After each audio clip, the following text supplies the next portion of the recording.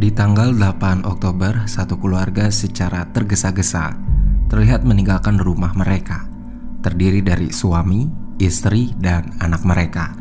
Dengan menggunakan mobil pick-up, mereka pergi menuju sebuah hutan yang berjarak cukup jauh, 1 jam perjalanan. Mereka pun sampai di tempat yang dituju, yaitu sebuah hutan yang dikenal dengan Red Oak. Sang suami yang bernama Bobby Dale Jamison dan sang istri yang bernama Sherilyn dan putrinya yang berusia 6 tahun turun dari mobil pick-up yang diparkir di pinggiran hutan tersebut. Kemudian, mereka masuk ke dalam hutan dengan meninggalkan anjing peliharaannya di mobil. Dan itulah terakhir kali satu keluarga ini terlihat. Setelah masuk ke dalam hutan tersebut, mereka tidak pernah kembali lagi. Setelah beberapa hari menghilang, orang tua Bobby Dale Jamison sadar kalau anaknya menghilang. Lalu ia melaporkan kejadian tersebut kepada pihak kepolisian. Beberapa hari proses pencarian itu dilakukan, dan akhirnya mobil mereka ditemukan di pinggiran hutan Red Oak. Di dalam mobil tersebut masih ada anjing peliharaannya Bobby Dale Jamison yang masih hidup, namun kondisinya sangat lemas karena beberapa hari tidak makan. Selain itu, pihak kepolisian pun menemukan dompet yang berisikan kartu identitas serta ATM. Namun, ada satu hal yang mencurigakan yang membuat polisi yakin kalau menghilangnya Bobby Dale dan keluarga bukanlah kasus penculikan, yaitu karena ditemukannya uang sebanyak $32.000 yang jika dirupiahkan dengan kurs rupiah saat ini nilainya setara dengan 464 juta rupiah. Uang sebanyak itu masih utuh berada di dalam mobil tersebut, seperti memang ditinggalkan dengan sengaja. Atau mungkin pada awalnya keluarga Jamison ini berniat tak akan lama meninggalkan mobil. Namun nahasnya mereka tak pernah kembali lagi.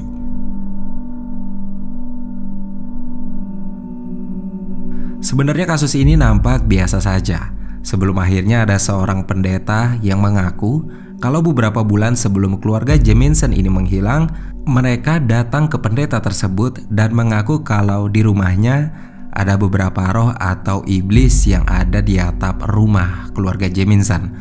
Roh atau iblis ini kerap mengganggu mereka, namun tidak ada tindakan lanjut dari sang pendeta tersebut. Selain itu juga pihak kepolisian pun menemukan kitab satanis di dalam rumah Jamison. Hal tersebut menimbulkan dugaan kalau keluarga Jamison ini mengikuti pemujaan atau ritual setan di dalam hutan tersebut. Selain itu diduga juga kalau keluarga Jamison ini melakukan bunuh diri karena pihak kepolisian menemukan catatan berjumlah 11 halaman yang berisikan kata-kata dendam yang ditulis Sheryl, yaitu istrinya, terhadap Bobby. Ditambah beberapa kerabat terdekat dari keluarga Jamison ini pun mengaku kalau Bobby Dale Jamison jiwanya agak sedikit terganggu. Lalu pada saat kejadian menghilangnya keluarga tersebut, diketahui juga kalau keluarga Jamison ini sedang dilanda kesulitan ekonomi.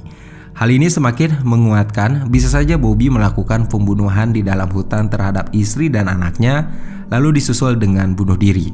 Namun sekali lagi dugaan ini pun tanpa bukti karena pihak kepolisian belum menemukan keluarga Jamison meskipun pencarian terus dilakukan. Dari apa yang ditemukan polisi di dalam mobil, sebenarnya sudah jelas kalau ada kejanggalan atas menghilangnya keluarga Jamison, yaitu ditemukannya uang cash sebanyak $32.000. Hal ini sempat memberi dugaan kalau mungkin saja keluarga Jamison ini terlibat kasus perdagangan narkoba dan terlibat masalah sama si pengedar, yang akhirnya membuat mereka melarikan diri secara tergesa-gesa dengan uang sebanyak itu. Tapi sepertinya dugaan ini bisa langsung dibantahkan karena uang tersebut masih utuh di dalam mobil. Sebenarnya juga ada beberapa keanehan yang terjadi lagi terhadap keluarga Jamison sebelum mereka menghilang. Beberapa bulan sebelum kejadian, yaitu Bobby Dale Jamison mengeluarkan putrinya dari sekolah secara tiba-tiba, seperti orang ketakutan. Memang, setahun sebelumnya, tepatnya di tanggal 1 November di tahun 2008, Bobby Dale sempat bertikai dengan ayahnya sendiri yang bernama Bob Dean Jamison. Bob Dean bahkan sempat mengancam akan membunuh keluarga Bobby Dale. Jelas kasus menghilangnya keluarga Jamison sempat disaut pautkan dengan sang ayah. Namun, hal tersebut pun lagi-lagi bisa terbantahkan karena sang ayah sendiri, yaitu Bobby Dean, meninggal 2 bulan setelah keluarga Jamison dinyatakan menghilang. Dan Bobby Dean pun dalam keadaan sakit parah, jadi tak mungkin ia melakukan hal-hal aneh terhadap keluarga Jamison. Lalu, apa yang terjadi sebenarnya terhadap keluarga Jemisin? Di tanggal 15 November di tahun 2013, atau beberapa tahun setelah kasus menghilangnya keluarga Jemisin, beberapa pemburu menemukan tulang belulang di hutan Red Oak yang letaknya tidak jauh dari mobil Jemisin. Setelah melakukan pemeriksaan, pihak rumah sakit pun sepakat kalau tulang belulang tersebut merupakan keluarga Jemisin yang menghilang di akhir tahun 2009. Namun karena kondisi tulang yang sangat busuk, tim forensik tak bisa mengetahui penyebab dari kematian keluarga Jemisin ini. Tidak jelas penyebab kematiannya. Teori-teori yang beredar seperti pemujaan setan, kasus narkoba ataupun yang lainnya tidak bisa dibuktikan kevalidannya. Dan sampai sekarang, kasus kematian keluarga Jemisin masih menjadi misteri yang belum terpecahkan.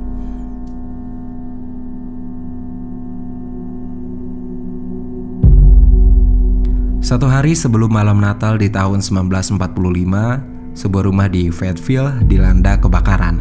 Di dalam rumah tersebut ada 11 orang, 6 orang selamat, tapi 5 orang lain tidak bisa diselamatkan karena api terlalu besar. Namun, setelah api padam dan dilakukan penyelisiran oleh tim pemadam, di dalam rumah tersebut tidak ditemukan tanda-tanda mayat atau tulang belulang. Lalu, apa yang terjadi terhadap 5 orang tersebut? Kasus ini menimpa keluarga Soder, keluarga yang beranggotakan 12 orang, terdiri dari ayah mereka yaitu George Soder berusia 50 tahun, seorang imigran asal Italia yang menjalankan bisnis di bidang batubara. Istrinya bernama Ginny Soder dan 10 lainnya merupakan anak mereka. Anak tertua mereka tidak ada di rumah karena sudah masuk militer.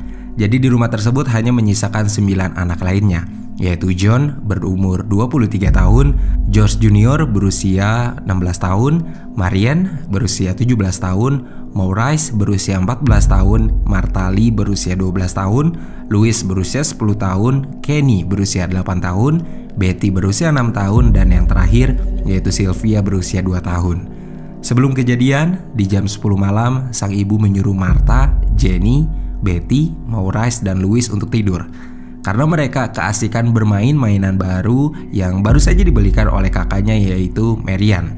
Sedangkan ketiga kakaknya yang lain sudah tidur duluan bersama sang ayah karena mereka kelelahan setelah seharian membantu sang ayah untuk kerja.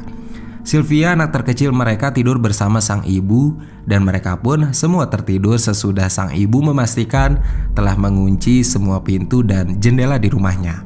Beberapa jam setelah tertidur, Jenny terbangun karena mendengar suara telepon berdering dari kantor suaminya yang berada di lantai bawah.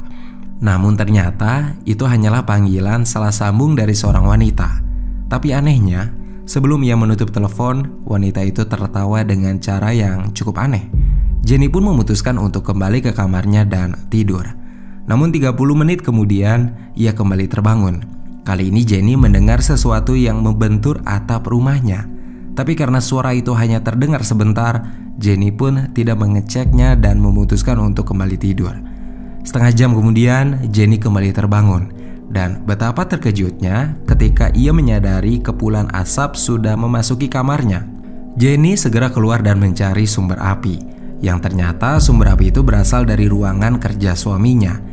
Jenny mulai panik dan berteriak memanggil suaminya dan Marianne.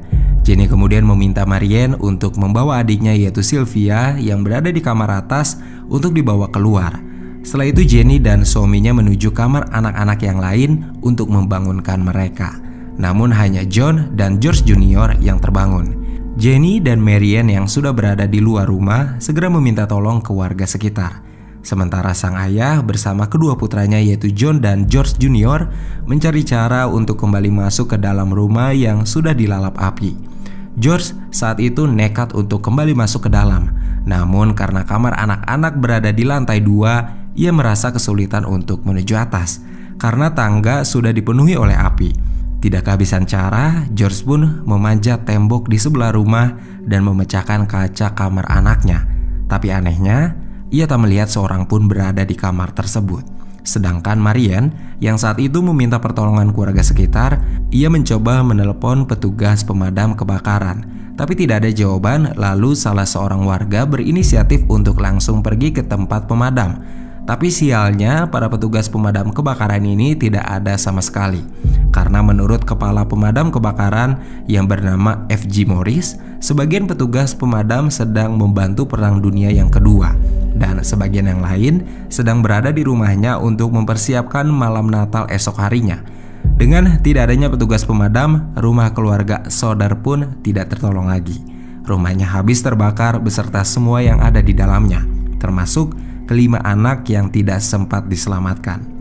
Pagi harinya setelah api padam, tim petugas pemadam kebakaran yang baru tiba di jam 8 pagi langsung melakukan penyisiran dan pembersihan rumah untuk mencari 5 anggota keluarga Sodder yang diyakini masih berada di dalam rumah saat kebakaran terjadi.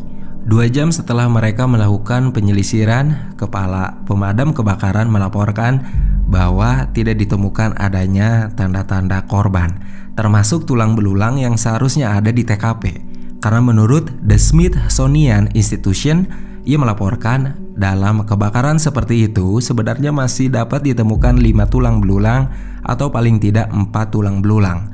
Namun pihak pemadam yang melakukan penyelisiran meyakinkan kalau mereka tak menemukan apa-apa. Kejanggalan dan berbagai pertanyaan pun timbul.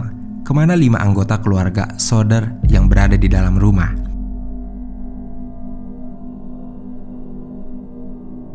Dilaporkan ada seorang supir bis melihat sesuatu di tengah malam. Sesuatu yang terbakar jatuh di atap rumah keluarga Sodder.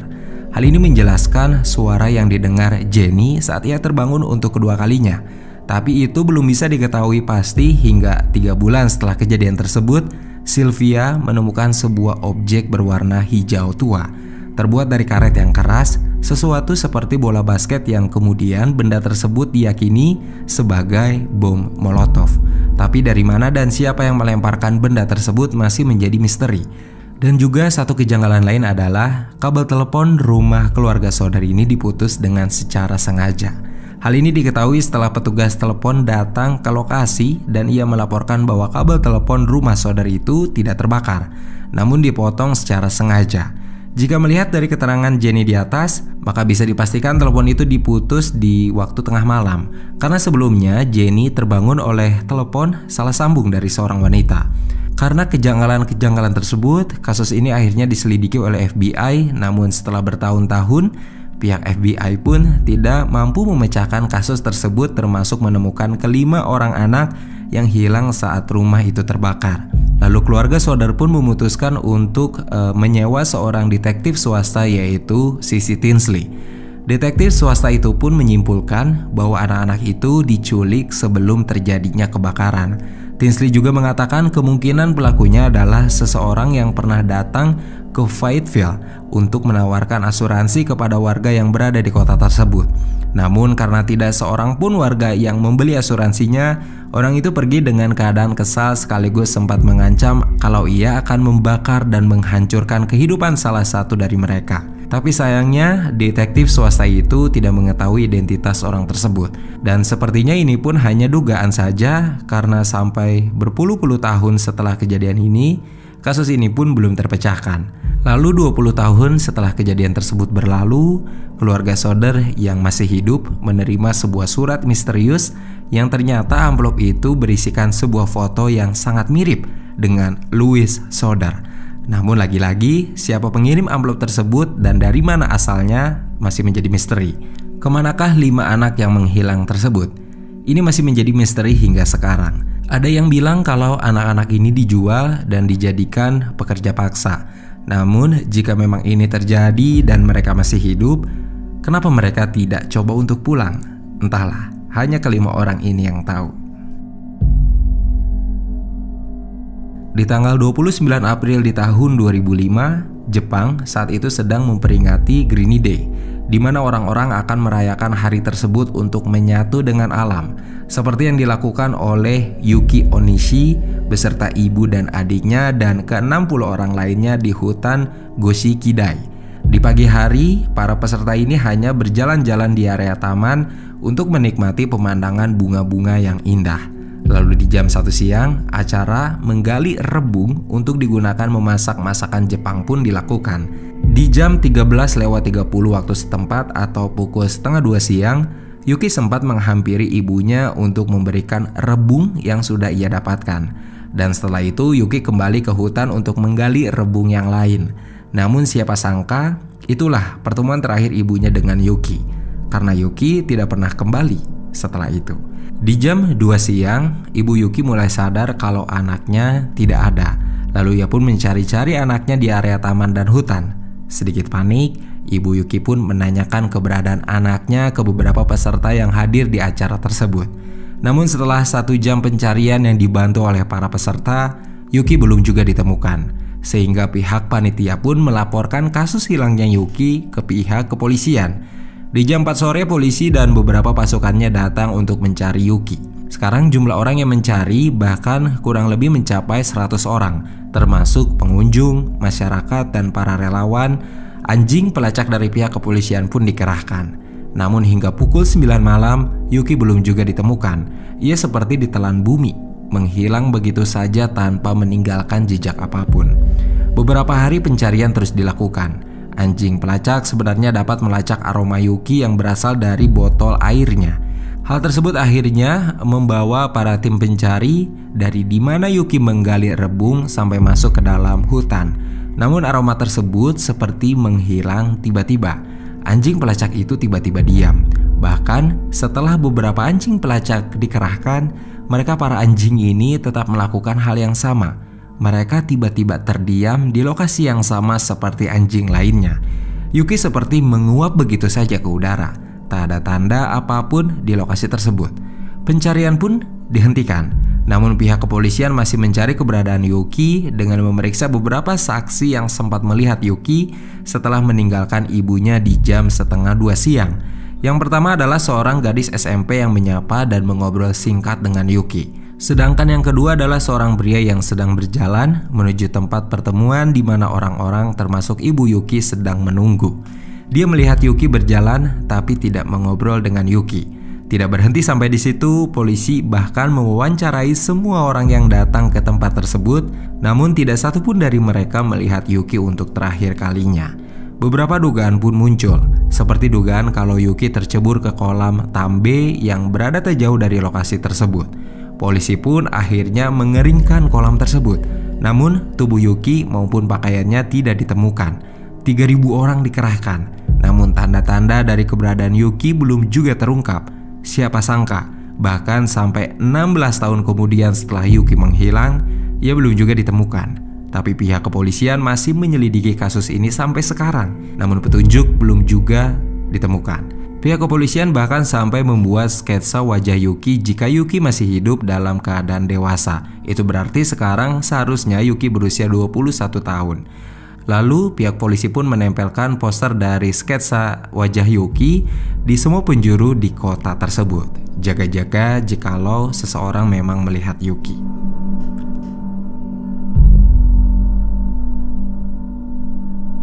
Saya Lesa Dharma pamit dan sampai ketemu di konten selanjutnya. Wassalamualaikum warahmatullahi wabarakatuh.